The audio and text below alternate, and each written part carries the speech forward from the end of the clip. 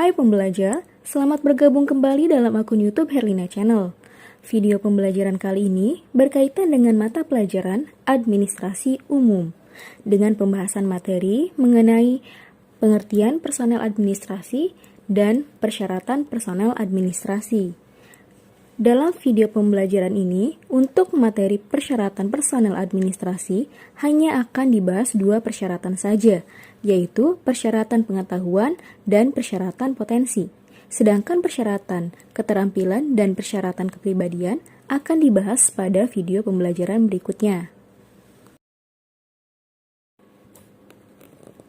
Pengertian personel administrasi.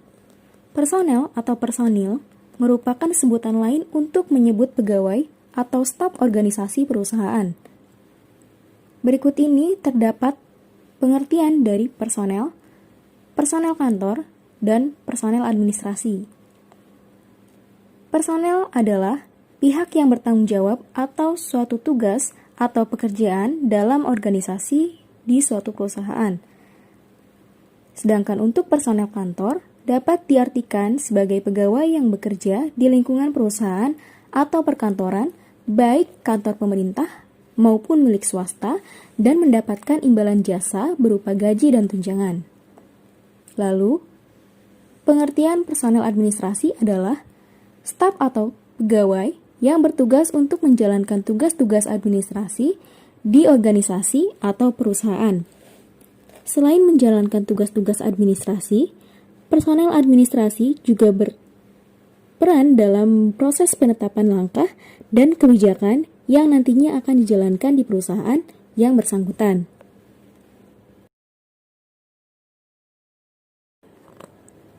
Berikutnya, persyaratan personel administrasi.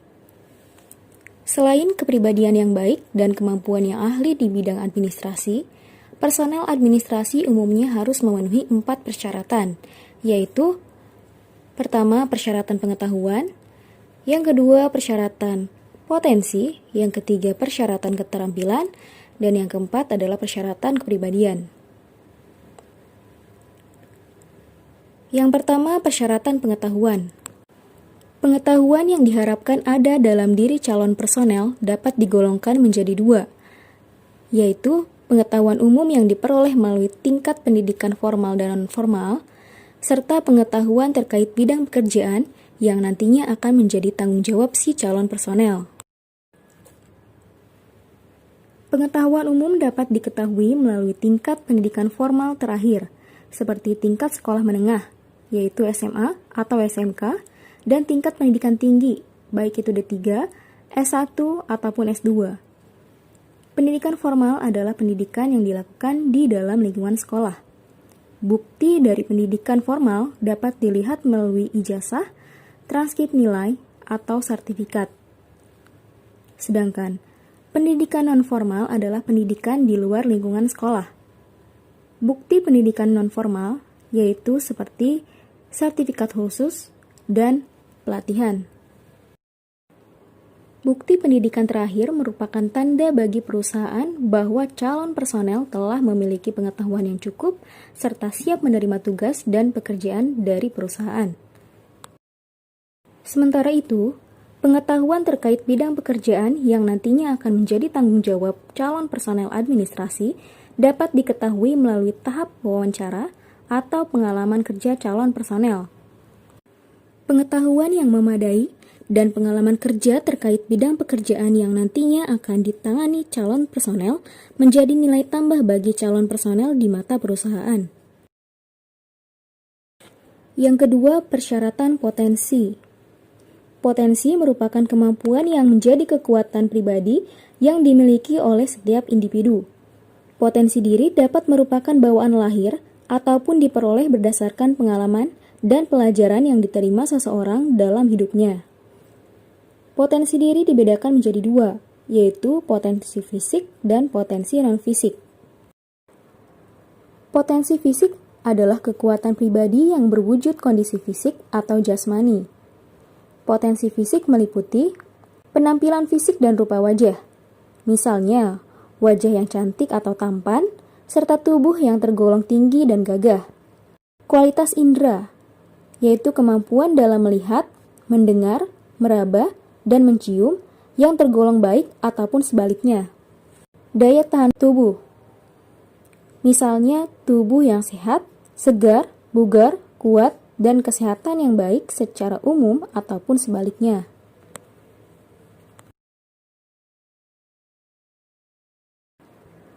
Potensi non-fisik adalah kekuatan pribadi yang meliputi kecerdasan intelektual, kecerdasan emosional, kecerdasan spiritual, dan kecerdasan sosial. Berikut adalah penjelasannya. Kecerdasan intelektual. Menurut Martin Pali, intelijensi adalah keseluruhan kemampuan individu untuk berpikir dan bertindak secara terarah, serta mengolah dan menguasai lingkungan secara efektif. Martin Pali menggambarkan taraf kecerdasan seseorang dengan memberikan penilaian seperti yang terlihat pada tabel berikut. Di sini terdapat kolom IQ, klasifikasi, dan prestasi minimal. Pada kolom IQ, terdapat rentang nilai dari mulai 0 sampai dengan 135. Sebagai contoh, jika seseorang mendapatkan skor yang berada pada rentang 80 sampai dengan 89, maka ia akan diklasifikasikan memiliki kemampuan intelektual di bawah rata-rata dengan prestasi minimal 5,5. Kecerdasan emosional.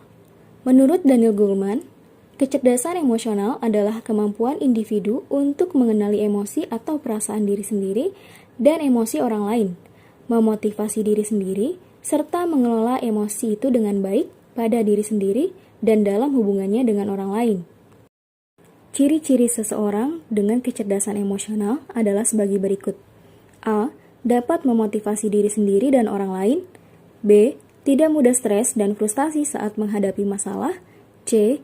Dapat mengatur dan mengendalikan suasana hati. D. Mudah berempati. Mudah stres ketika menghadapi tekanan pekerjaan menunjukkan ketidakmampuan dalam mengelola emosi. Kecerdasan spiritual merupakan kepekaan batin seseorang untuk melihat antara sesuatu yang baik dan sesuatu yang buruk.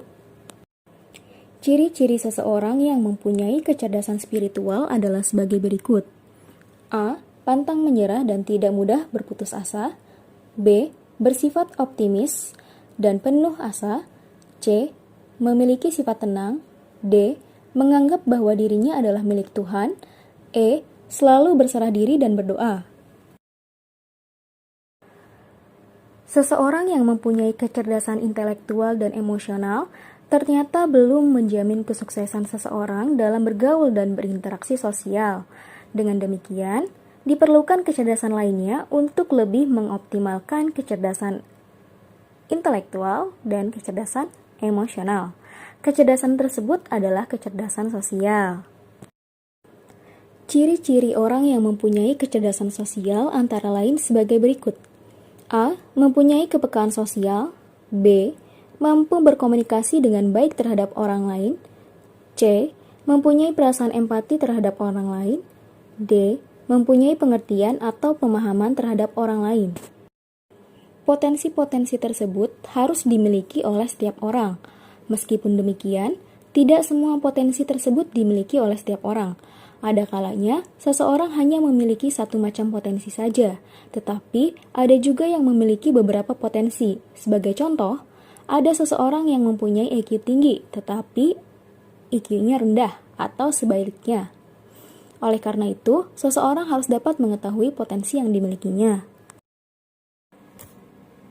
Sekian video pembelajaran kita kali ini, semoga bermanfaat untuk kalian semua.